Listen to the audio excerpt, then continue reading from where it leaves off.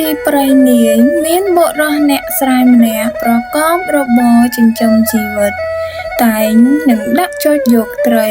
មកលក់ដូរប៉ុណ្ណោះបុរសនោះមានកូនប្រុសពីរនាក់កូនបងអាយុ13ឆ្នាំកូនប្អូនអាយុ11ឆ្នាំប្រពន្ធស្លាប់ទៅគាត់នៅពោះម៉ាយជាមួយនឹងកូនទាំងពីរហើយរកស៊ីចិញ្ចឹមកូនតែងនឹងដាក់ចុចដដែលវេលាដែលបុរសនោះទៅព្រៃរកវល្លិផ្ដៅធ្វើចុចតែងយកកូនបងទៅជាមួយឯកូនប្អូនទុកឲ្យនៅចាំផ្ទះថ្ងៃមួយកូនប្អូនមានសេចក្តីសង្ស័យនឹងឪពុកទៅព្រៃបោចវល្លិផ្ដៅធ្វើចុចពេកណាស់ព្រោះចង់ដឹងថាតើឪពុកធ្វើចុចយ៉ាងណាខ្លួនមិនដែលឃើញសោះក៏និយាយប្រាប់ឪពុកថាខ្ញុំមិនហ៊ាននៅផ្ទះតែម្នាក់ឯងទេខ្ញុំខ្លាចណាស់សូមយកខ្ញុំទៅព្រៃជាមួយផងឪពុកក៏ព្រមយកកូនប្អូនទៅជាមួយលុះទៅដល់ព្រៃឪពុកក៏ខំប្រឹងរកបោចវល្លិផ្ដៅបានហើយយកមកពុះជ្រៀកជាចម្រៀកតូចៗល្មមនិងធ្វើជាសរសៃចុចគាត់ក៏រែងធ្វើជាចុចទៅកូនបងដែលធ្លាប់តែតាមឪពុកទៅព្រៃធ្វើចុចសពថ្ងៃមិនដឹងជាឪពុកធ្វើចុចយ៉ាងណាឡើយព្រោះមិនយកចិត្តទុកដាក់នឹងការងារនោះសោះគ្រាន់តែបានឃើញចុចជាប់ត្រីប៉ុណ្ណោះឯកូនប្អូនដែលទៅតែនឹងបានតាមទៅក្នុងថ្ងៃនោះក៏ខំពិនិត្យមើលឪពុកធ្វើចូលចាប់តាំងពីកាន់កំបិតយកទៅកាប់វល្លិផ្ដៅរហូតដល់កើតជារាងចុចយកទៅដាក់ត្រីចូលបានត្រីហើយយកត្រីមកដុតមកអាំងចម្អិនជាចំណីអាហារជួនជាថ្ងៃមួយឪពុកភ្លេចមិនបានយកដែកលើងទៅគ្មានអ្វីនឹងបង្កាត់លើងអាំងត្រីឲ្យកូនបរិភោគក៏ទៅកាប់ឫស្សីស្ងួតមួយកំណាត់យកមកកូតនឹងគ្នាឲ្យតតែក្តៅកាលជាភ្លើងឆេះហើយគាត់បង្កាត់អាំងត្រីឲ្យកូនទាំងពីរនាក់បរិភោគចំអែតផ្ទៃមួយពេលទៅអស់រយៈកាលជាយូរមកឪពុកមានជំងឺជាទម្ងន់ស្លាប់ទៅកូនទាំងពីរនៅកំព្រារញ៉ងឥតមេបានឹងចិញ្ចឹមបីបាច់ថែរក្សារស់នៅដោយទ្រព្យបន្តិចបន្តួចដែលឪពុកបន្សល់មិនយូរថ្ងៃខែប៉ុន្មានក៏អស់ទ្រព្យទៅទើបអូននិយាយនឹងបងថាអោបងអើយកាលពីដើមយើងបានឪពុកទំនុកបំរុងរកស៊ីចិញ្ចឹមយើងទាំងពីរនាក់យើងឥតមានសេចក្តីព្រួយលំបាកអ្វីឡើយចាំតែបរិភោគស្រាប់ឥឡូវនេះឪពុកយើងស្លាប់ចោលយើងទៅហើយឯយើងទាំងពីរនាក់សោទៀតក៏មិនទាន់ពេញកម្លាំងល្មមនឹងរកស៊ីចិញ្ចឹមជីវិតបានដោយខ្លួនឯងទាំងបងទាំងប្អូនក៏នៅតូចទាំងខ្ញុំនឹងទៅរកស៊ីឈ្នួលជួលពាត់អ្នកជិតខាងក្រែងគេមិនព្រមទទួលពីព្រោះយើងជាមនុស្សកំព្រាអនាថារកទីពឹងគ្មានគេមិនហ៊ានឲ្យនៅជាមួយគេមិនទុកចិត្តយើងហេតុតែយើងគ្មានមេបាថែរក្សាបើដូច្នេះតើបងគិតយ៉ាងណាឲ្យបានរស់នៅជាមួយនឹងគេឯងបងអង្គយើងថ្ងៃនេះនៅតែមួយទូកដៃល្មមតែល្ងាចនេះថ្ងៃស្អែកគ្មានអង្គដាំបាយបរិភោគទេបងដើរសុំទានគេឬដូចម្ដេចហាខ្ញុំមិនទៅសុំទានគេទេខ្មាស់គេណាស់ស៊ូតែពីស្លាប់បងសួរប្អូនម្ដេចក៏ថាយ៉ាងនេះប្អូនឆ្លើយទៅនឹងបងថាខ្ញុំមានដៃពីរជើងពីរគំនិតមាយាទដូចអ្នកទាំងពួងដែរអោប្អូនឯងគិតយ៉ាងហ្នឹងពិតមែនតែមានដៃពីរជើងពីរគំនិតមាយាទដូចអ្នកទាំងពួងមែន តែខ្លួនយើងនៅតូចណាស់មិនអាចនឹងពួនរេកាប់កោះលីសែងអ្វីបានឡើយអោបងអើយសត្វចាបវាតែទៅពួនរេលីសែងឯណាដែរឬម្ដេចក៏ចិញ្ចឹមកូនវារស់ហើយកូនវាទៀតធំឡើងរកស៊ីដូចជាមេវាទៀតបានចោះបងម្ដេចក៏មិនគិតដល់ការងាររបស់ឪពុកយើងផងប្អូនលាក់បាំងអ្វីកាលពីខ្មោចឪពុកយើងនៅរស់នៅឡើយគាត់រកស៊ីចិញ្ចឹមយើងតែនឹងដាក់ចុចប៉ុន្តែបងមិនដឹងថាគាត់ធ្វើចុចយកទៅដាក់ត្រីយ៉ាងណាទេបងចាំតែឆ្អិនតែម្យ៉ាងទៀតកាលគាត់រស់យករបស់អ្វីយកមកធ្វើចុចក៏បងមិនចាំហើយគាត់ធ្វើចុចនោះមានសន្តានបែបណាក៏បងមិនដឹងទាំងអស់បើដូច្នេះឲ្យបងធ្វើដូចម្ដេចកើតឃើញតែការសុំទានរកស៊ីឈ្នួលគេនឹងហើយដូចជាស្រួលក្រនបើប្អូនណាហើយចោះកាត់គេខ្មាស់សិនទៅចោះទម្រាំយើងធំល្មមរកស៊ីខ្លួនឯងបានតែបងខ្ញុំមិនទៅសុំទានឬស៊ីឈ្នួលគេទេខ្មាស់គេណាស់ពីព្រោះពួកយើងមិនដែលសុំទានឬស៊ីឈ្នួលគេបើទោះជាជីតាជីទួតលួតលាមមកធ្លាប់សុំទានឬស៊ីឈ្នួលឲ្យកម្លាំងគេប្រើដូចជាសត្វដេរឆានក៏ដោយខ្ញុំមិនព្រមប្រព្រឹត្តតាមវិន័យវង្សត្រកូលនោះដែរនៃបងប្អូនគិតឃើញថាកាលបើមានអ្នកសោកបរោះចិត្តល្អដាក់ទានឲ្យយើងឬក៏បានទៅជ្រកកោននឹងចៅហ្វាយនាយយើងក៏បានស្រួលបន្តិចទៅតែបើប្រទះពៀទៅលើអ្នកចិត្តកត់មាត់ចត់អាក្រក់សម្លក់ភ្នែកស្លែដូចភ្នែកមៀមកំហកកំរៀមយើងដូចសត្វដេរឆានតែយើងយកមុខទៅតកឯណាម្យ៉ាងទៀតអ្នកចិត្តល្អក្តីអ្នកចិត្តអាក្រក់ក្តីកាលគេហុចរបស់មកឲ្យយើងដោយដៃគេយើងយកដៃទៅទទួលទានគេចោះដៃជាដៃជើងជាជើងមាត់ជាមាត់ដូចគ្នាទាំងអស់ម្ដេចក៏ដៃគេគ្មានសំពះសុំអ្នកណាមាត់គេមិនហ៊ាននិយាយសុំអ្នកណាអន់អ្វីតែដៃជើងមាត់យើងជាងគេម្លេះបងគិតមើលចោះប្អូនថាប៉ុណ្ណេះខុសឬត្រូវបើដូច្នេះអូនចេះចាំការងាររបស់ឪពុកយើងដែរឬបងសួរទៅប្អូនវិញមិនអីទេបងប្អូនចាំទាំងអស់បងកុំព្រួយកុំគិតទៅសុំទានឬស៊ីឈ្នួលឲ្យកម្លាំងគេប្រើវាថោកខ្លួនណាស់យើងនេះមិនមែនជាសត្វដេរឆានគេវាយឯងកើតវាយឯងលេងដោយសុខនពេកទេកំបិតព្រាឲ្យមួយដែរតើយើងទៅព្រួយអ្វីសោកបើគ្រាន់ចិញ្ចឹមជីវិតមួយប៉ុណ្ណឹងបើយ៉ាងហ្នឹងប្អូនគិតការងារឪពុកតែចោះ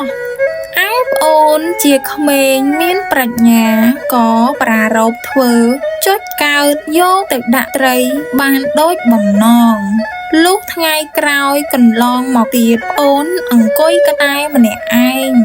មិនចេញវាចាប្រាប់បងសោះថាឪពុកអញគាត់ចេះធ្វើចុចដាក់ត្រីប៉ុននេះឯសត្វឯទៀតគាត់ដាក់ចុចមិនបានឃើញថា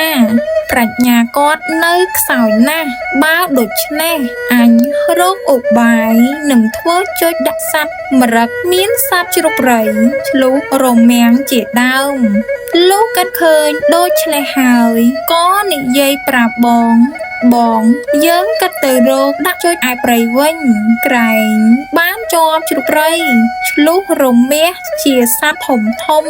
មានសាច់ច្រើនបងក៏សុខចិត្តតាមប្អូនទាំងអស់ព្រោះយល់ឃើញថាប្អូនចេះចាំកិច្ចការរបស់ឪពុកពិតប្រាកដមែន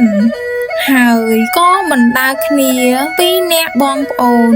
ចូលទៅក្នុងព្រៃស្រោបជាទីរហោស្ថានទៅដល់ពាក់កណ្ដាលព្រៃបងស្រេកទឹកយ៉ាងខ្លាំងក៏និយាយប្រាប់អូនថាប្អូនបងស្រេកទឹកណាស់រកទឹកឯណាផឹកបានប្អូនឆ្លើយថាកាលឪពុកយើងរស់នៅបើដើរទៅទីណាដែលគ្មានទឹកក ក៏តែងជីកដីត្រង់កន្លែងណាសើមយូរទៅចេញទឹកបានបើដូច្នេះបងជីកលោមើលជីកឯណាកើតបើអស់កម្លាំងយ៉ាងនេះបើដូច្នេះចាំដើរទៅខាងមុខបន្តិចសិនក្រែងជួបប្រទះទឹកដើរបានបន្តិចទៅក៏ជួបប្រទះត្រពាំងមួយមានទឹកថ្លាពាសពេញដោយផ្កាឈូកផ្លែឈូកបងប្អូនទាំងពីរនាក់ក៏នាំគ្នាងូតទឹកផឹកទឹកបេះផ្លែឈូកស៊ីតាមសប្បាយហើយក៏ទៅសម្រាកនៅក្បែរមាត់ត្រពាំងនោះមួយស្របក់លុះមានកម្លាំងល្មមនឹងដើរទៅទៀតបានក៏នាំបងប្អូនដើរទៅដល់ព្រៃធំមួយឈ្មោះព្រៃហាមពៀនមិនដែលមានមនុស្សណាទៅដល់សោះបានឃើញពួកសត្វម្រឹកជាច្រើននៅអាស្រ័យក្នុងព្រៃនោះប្អូននិយាយនឹងបងថាបងយើងឈប់នៅក្នុងព្រៃនេះហើយមើលទៅព្រៃនេះសម្បូរសត្វម្រឹកណាស់យើងគិតធ្វើជាថ្នាក់មួយនៅលើចុងឈើហើយខ្ញុំរកដៅមកធ្វើចុចដាក់សត្វទាំងនោះយកមកធ្វើជាចំណីអាហារប្អូនធ្វើហើយឲ្យបងនៅអាស្រ័យលើថ្នាក់នោះទៅខ្លួនទៅរកបោចវល្លិផ្ដៅយកមកធ្វើចុចដាក់សត្វព្រៃរៀបធ្វើជាចំណីជុំវិញព្រៃហើយទុកតែផ្លូវមួយល្មមសត្វនោះដើរចូលបានដូចជាធ្វើកន្លែងដាក់ត្រីដែរពេលនោះមានជ្រូកព្រៃមួយដើរសម្ដៅពីនាយមកហាក់ដូចជាគ្មានកោតក្រែងដល់អ្វីសោះដើរមកតាមចន្លោះផ្លូវដែលកុមារនោះចាទៅដល់ត្រង់កន្លែងដាក់ចុចក៏ស្រាប់តែជាប់ចុចកុមារជ្រូកនោះខំបំរាស់ននាលរើយ៉ាងណាក៏មិនរួចចុចរឹតរួតជ្រូកព្រៃនោះយ៉ាងតឹង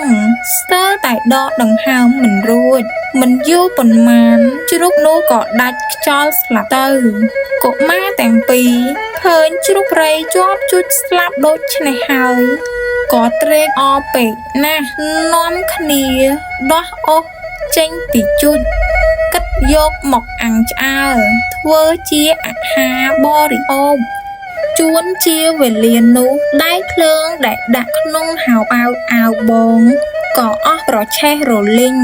គ្មានអ្វីធ្វើភ្លើងនឹងបង្កាត់អាំងឆ្អើរជ្រូកបងតល់កំណត់មិនដឹងគិតធ្វើយ៉ាងណាឯប្អូនជាក្មេងមានកំណត់បានដឹងជាក់ប្រកាសពីការឪពុកនៅនាំទៅព្រៃបើគ្មានភ្លើងបង្កាត់ចំអិនអ្វីក៏តែងទៅកាប់ឫស្សីស្ងួតមកគួតគ្នាឲ្យកើតជាភ្លើងដុតអាំងបានតាមប្រាថ្នាហើយបានចាំទុកក្នុងចិត្តរួចស្រេចវេលានោះប្អូននិយាយប្រាប់បងថាកាលពីឪពុកយើងគាត់នៅបើគាត់ទៅព្រៃគ្មានភ្លើងដុតអាំងអ្វីគាត់កាប់ឫស្សីយកមកគួតគ្នាឲ្យកើតជាភ្លើងបានបើដូច្នេះបងនៅចាំសัตว์ក្នុងទីនេះចោះខ្ញុំទៅរកកាប់ឫស្សីស្ងួតយកមកគួតធ្វើភ្លើងអាំងថាតែប៉ុណ្ណេះហើយក៏ទៅរកកាប់ឫស្សីបានយកមកធ្វើតាមតម្រាឪពុកកើតមែនអាំងឆ្អើរជ្រូកនោះទៅតាមបំណងឆ្អិនបានបរិភោគក្នុងវេលានោះទៅកុមារទាំងពីរនៅអាស្រ័យក្នុងព្រៃនោះអស់កាលជាយូរបានសេចក្តីសុខសប្បាយរកស៊ីតែងនឹងដាក់ជុចសត្វព្រៃប៉ុណ្ណោះពួកសត្វដែលដើរមកជាប់ជួយកុមារទាំងពីរនោះតាំងតែពីជ្រូកព្រៃរមាសឆ្លុះរហូតដល់ដំរីរាត្រីមួយកុមារប្អូនបានឃើញដំរីមួយយ៉ាងធំដើរក្បែរធ្នាក់នោះក៏មានបំណងចង់ស៊ីសាច់ដំរីទើបនិយាយប្រាប់បងថាខ្ញុំចង់ស៊ីសាច់ដំរីណាស់ត្បិតមានដំរីមួយយ៉ាងធំធាត់ដើរមកក្បែរធ្នាក់យើងរាល់រាត្រី ខ្ញុំកាត់ដាក់ចុចយកដំរីនេះឲ្យបានបងនិយាយខត់ថាណាហើយប្អូនកុំដំរីនេះធំណាស់ប្អូនដាក់វាមិនជាប់ទេឬថាប្រសិនបើជាដើរមកជាប់ចុចប្អូនហើយវាបំរាស់ត្រដររួចទៅនោះវាខឹងកាលបើវាខឹងហើយថ្ងៃក្រោយវាមករេចធ្នាក់យើងល្អិតល្អោចខ្ទេចខ្ទីហើយវាជន់សម្លាប់យើងស៊ីជាចំណីអាហារពុំលេងឡើយទេមិនអីទេបងកុំព្រួយនៅឲ្យតែស្ងៀមទៅចោះចាំមើលខ្ញុំធ្វើជួយដាក់ដំរីនេះឲ្យទាល់តែបានប្អូនថាដូច្នេះហើយក៏រកកាំផ្ដៅក្រែកយ៉ាងធំយកមករែងធ្វើចុចដាក់ត្រង់កន្លែងដែលដំរីនោះចតឯដំរីដែលដើរមកសពរាត្រីអត់មានគិតក្រែងអ្វីសោះឡើយដោយគិតថាព្រៃនេះស្រេចលើអញហើយគ្មានអ្នកណាជាចម្បងលើសអញទៀតទេក៏ដើរតម្រង់ត្រង់មកកន្លែងដែលកុមារដាក់ចុចស្រាប់តែចូលទៅក្នុងចុចជាប់ខ្លួនចង្អៀតណែនក្តន់នោះនាលស្រែកររំពងព្រៃធំយ៉ាងណាក៏មិនរួចមិនយូរប៉ុន្មានដាច់ខ្យល់ស្លាប់ទៅកុមារទាំងពីរនាក់បានឃើញដំរីជាប់ចុចស្លាប់ហើយបបួលបងប្អូនបំពួកភ្លើងភ្នក់យ៉ាងធំដុតឆ្អើរដំរីវេលានោះក្លិនឈ្ងុយសាច់ដំរីក៏សាយរហូតភពជាទីអាស្រ័យនៃយក្សដែលមានអំណាចគ្រប់គ្រងសង្កត់ពួកយក្សឯទៀតយក្សនោះលាន់មាត់ថាថ្ងៃនេះធំក្លិនអ្វីក៏ឈ្ងុយឈ្ងប់ម្លេះមានអ្នកណាឆ្អើរសាច់ឯណាអេះបើដូច្នេះអញនឹងទៅរកមើលក្រែងបានមួយចំអែនពីព្រោះសាច់នេះក្លិនឆ្ងាញ់ណាស់ហើយដោយស្មានទៅប្រហែលជាច្រើនផងបានជាធំក្លិនផ្សាយមកដល់ទីអញយ៉ាងនេះអញទៅគំរាមយកស៊ីទាំងអស់កុំឲ្យអ្នកឆ្អើរនេះនោះវាបានស៊ីគិតដូច្នេះហើយក៏ចាប់យកដំបងពេជ្រក្រវីហោះឡើងលើអាកាសវេហាងាកមើលចុះឡើងឃើញផ្សែងហុយត្រង់ព្រៃធំក៏ហោះចុះសម្ដៅទៅត្រង់កន្លែងផ្សែងនោះក្រឡេកមើលទៅឃើញក្មេងតូចពីរនាក់កំពុងឆ្អើរដំរីគិតថាថ្ងៃនេះពេញជាមហាលាភហើយបានទាំងចំណីបានទាំងម្ចាស់បើដូច្នេះតើអញនឹងស៊ីដំរីមុនឬស៊ីក្មេងមុនអេះបើស៊ីដំរីមុនក្រែងក្មេងនេះវាភ័យនឹងអញ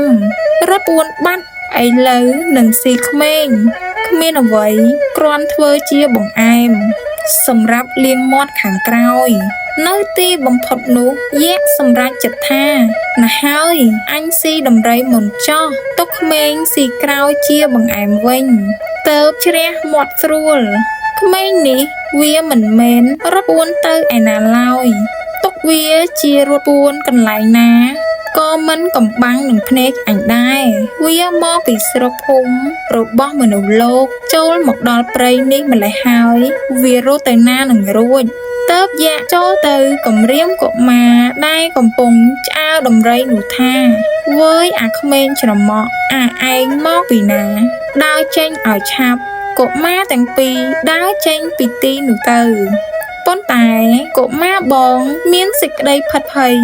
ព្រោះខ្លួនស្គាល់ច្បាស់ជាយក្សហើយបានដឹងប្រកាសអំពីសំណាក់ចាស់គេនិយាយប្រាប់ថាយក្សខ្លួនធំមានចង្កូមពីរសម្រាប់ស៊ីមនុស្សលោកតែមិនចេញវាចាប្រាប់ប្អូនឡើយចំណែកខាងកុមារប្អូនគិតថាមនុស្សនេះមកពីណារូបរាងធំកម្រងធ្មេញធំសស្ញាយប៉ុនចាប់កាប់ភ្នែកឡើងក្រឡោតក្រហមថ្លែតដោយភ្នែកអាសូតស្បែកមុខឡើងកក្រៀតដោយស្បែកគីងគក់ដងខ្លួនដោយក្របីភក់សំលេងលឺគ្រក់ដូចជាទឹកដក់ក្នុងរន្ធឈើដុះពុកមាត់ពុកចង្កាស្រម៉េមស្រម៉ាមដូចបិសាចជរាភូត អាននេះប្រហែលជាមិនខ្លាចកោតញញើតចិត្តអញទេបានជាហ៊ានមកនិយាយកំហែងអញដូច្នេះមិនអីទេឯងប្រហើនហ៊ានស៊ីដំរីកុមារប្អូនថយចេញពីកន្លែងនោះមិនឆ្ងាយប៉ុន្មានទៅឈលមើលយក្សស៊ីដំរីតែក្នុងចិត្តនឹកខ្នាញ់ពេកណាស់មិនទាន់ចេញស្ដីថាដូចម្ដេចឡើយគ្រាន់តែនៅក្នុងពោះប៉ុណ្ណោះពេលនោះយក្សសួរថាណែអាក្មេងឯងធ្វើដូចម្ដេចបានជាបានដំរីនេះយកមកឆ្អើរពេលនោះកុមារតូចបានឱកាសក៏ឆ្លើយតទៅយក្សវិញថាពូឯងសួរចង់ដឹងអ្វីគិតតែបរិភោគទៅចោះកុំចាំបាច់ចង់ដឹងហេតុការអ្វីឡើយយើច្រមុះប្រាប់ឲ្យឆាប់អញស៊ីឯងឥឡូវនេះហើយយក្សសួរគំរាមកុមារតូចដំរីនេះវាដើរមកជាប់ចុចខ្ញុំកុមារឆ្លើយតបនឹងយក្សយីឯងធ្វើចុចដូចម្ដេចក៏ជាប់ដំរីបានឯងនិយាយកុហកទេឬក្រែងដំរីវាស្លាប់ខ្លួនវាទេដឹងហើយឯងនិយាយបញ្ឆោតអញយ៉ាងនេះទៅមើលឯងនិយាយឲ្យត្រង់តែកុហកអញស៊ីឯងទៀតឥឡូវនេះមិនខានខ្ញុំមិនចេះនិយាយកុហកទេពូឯងមើលចោះជួយខ្ញុំនៅឯនេះណែប្រកាសជាឯងដាក់ចុចដំរីនេះបានមែនយក្សសួរសង្កត់សង្កិនកុមារមែនកុមារឆ្លើយតបយ៉ាងយកចុចមកហើយប្រាប់យក្សថាពូឯងចង់ដឹងចូលទៅក្នុងចុចខ្ញុំមើលដោយហេតុតែការមើលងាយថាអញគ្រាន់តែកំរើកក៏ដាច់ខ្ទេចខ្ទីដែរថាហើយក៏ត្បល់ក្បាលចូលទៅក្នុងចុចផុតដៃផុតជើងទាំងអស់ស្រាប់តែចុចរត់រួតតឹងខ្លួនដូចគេចាក់ស្រេះបំរេះរនាលបាក់ឈើព្រៃល្អិតល្អោចតែស្រែករហូររំពងព្រៃរត់យក្សដែលធ្លាប់ពូកែយ៉ាងណាក៏ប្រមូលយកមកអស់ថែមទាំងនឹកសូត្រមន្តរបៀបសិលសាស្ត្រដែលធ្លាប់ចេះធ្លាប់រៀនមកប៉ុន្មានក៏នៅតែរើមិនរួចពីចុចនោះរត់តែតឹងឡើងស្ទើរនឹងដាច់ខ្យល់រកតែស្ដីនិយាយតែមិនរួចយក្សទើបដឹងថាចុចក្មេងនេះពូកែមែនបើអញមិននិយាយអង្វរឲ្យវាស្រាយចុចនេះចេញទេនឹងស្លាប់អាសាឥតការមិនខានទើបនិយាយអង្វរកុមារថាអោលោកអើយកាលពីដើមខ្ញុំមើលងាយចុចលោកដោយគិតឃើញថាមើលទៅមិនល្មមនឹងកម្លាំងខ្ញុំសោះហេតុតែសេចក្តីមើលងាយនេះហើយបានជាខ្ញុំស្ទើរតែស្លាប់ខ្លួនយ៉ាងនេះហេតុនេះសូមលោកអាណិតខ្ញុំម្ដងទៅចោះខុសឆ្គងមួយថ្ងៃសូមលោកអធ្យាស្រ័យឲ្យតែរស់ជីវិតកុំឲ្យតែខ្ញុំស្លាប់ឯកុមារបានឃើញយក្សបំរាស់ននាលមិនរួចអំពីចុចរបស់ខ្លួនហើយថែមទាំងឮនិយាយអង្វរទៀតកំបិតនៅដៃនិយាយតនឹងយក្សយកវិញថាម៉េចឯងជឿអញទេឥឡូវមកធ្វើជានិយាយអង្វរឯសាច់ដំរីអញឯងស៊ីអស់ហើយគិតនឹងស៊ីអញទៀតឯងថ្លើមធំណាស់អញមិនយកអង្វរឯងទេល្ងាចនេះអញគ្មានអ្វីស៊ីសោះម្ដងនេះអញស៊ីថ្លើមឯងហើយចុះមកបងទៅរកកាប់ឫស្សីមកធ្វើត្រណោតដោតថ្លើមអាខូចនេះអញស៊ី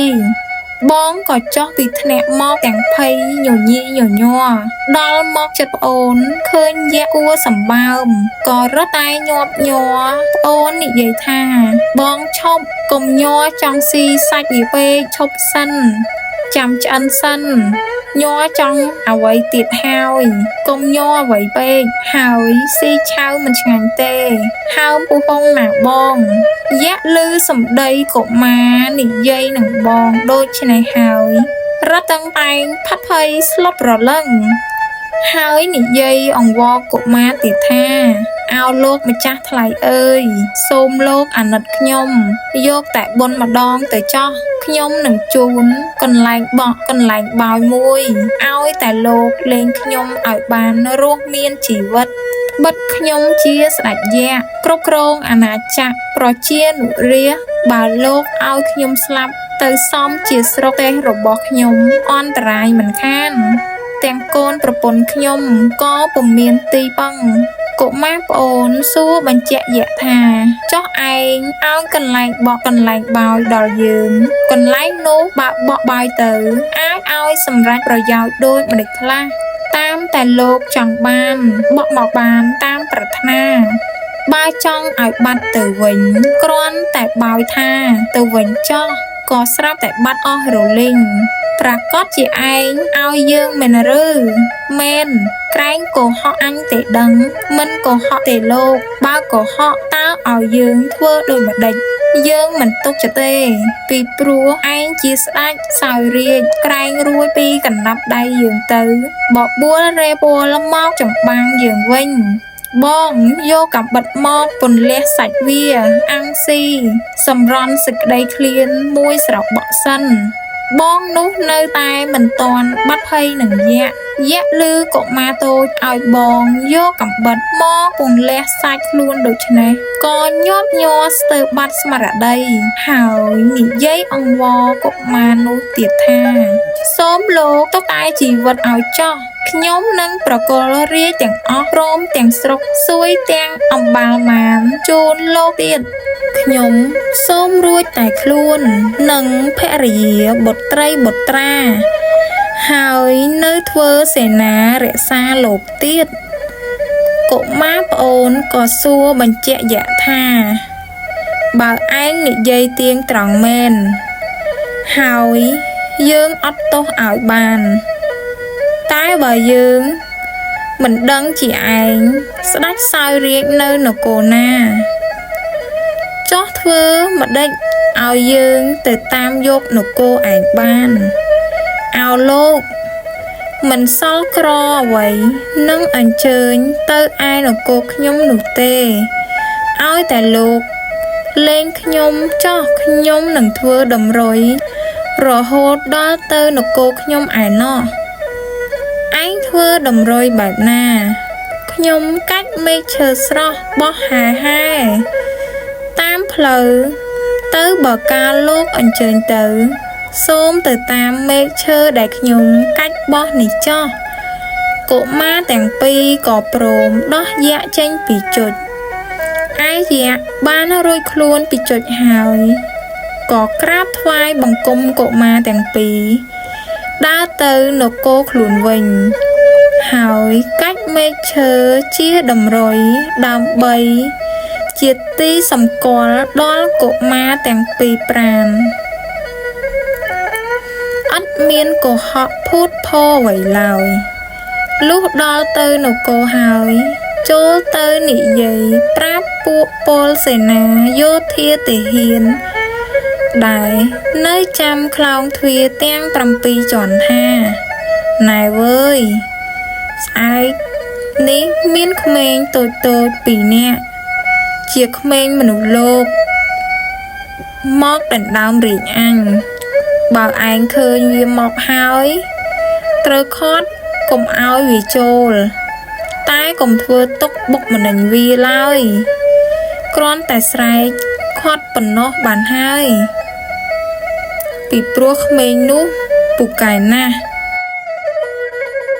យើងជាមនុស្សដែលមានឫទ្ធិមានអំណាចចម្បាំងដណ្ដើមយកនគរឯទៀតបានមកធ្វើជាប្រទេសរាជទាំងប៉ុន្មានក៏វាដាក់ចុចអញជាប់ស្ទើរតែនឹងស្លាប់អសាឥតការតែពួកឯងរាល់គ្នាខាត់វាល្បួងមើលសិនចោះបើវាមិនខ្លាចទេបើកផ្លូវឲ្យវាចូលមកចោះយក្សបានប្រាប់គ្រប់សេនា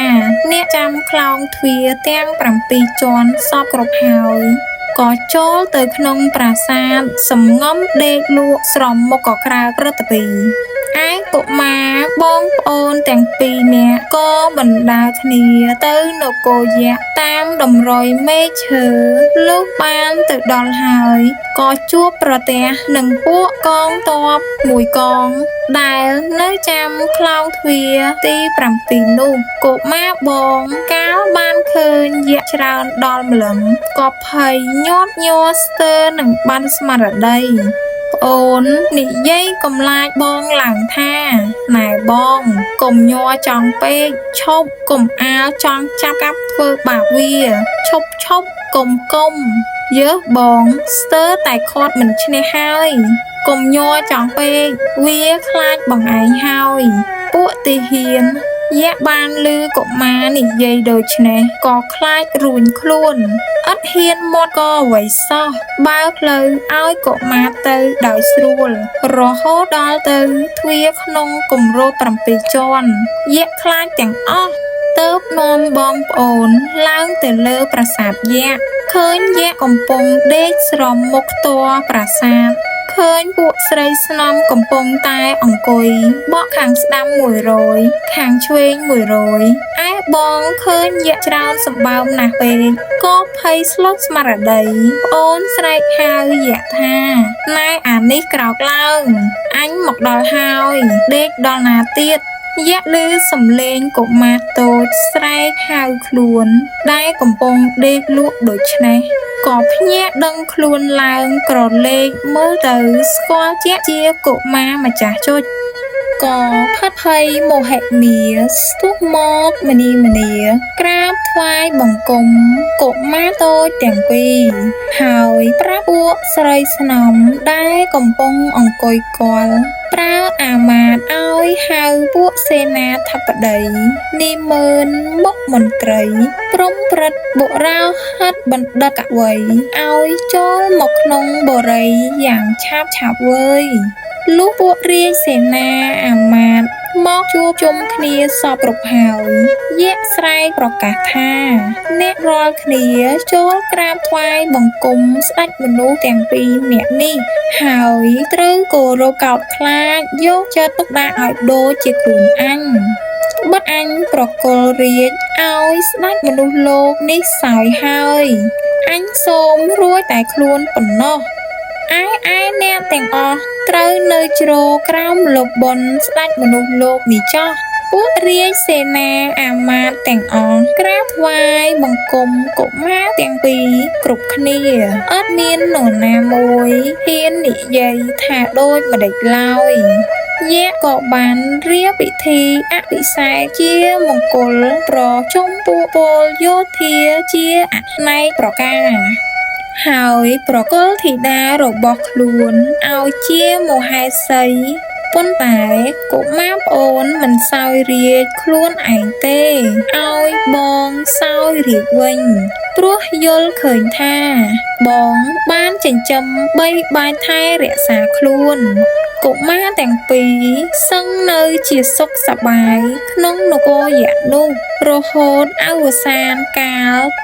តទៅជានិរន្តរ៍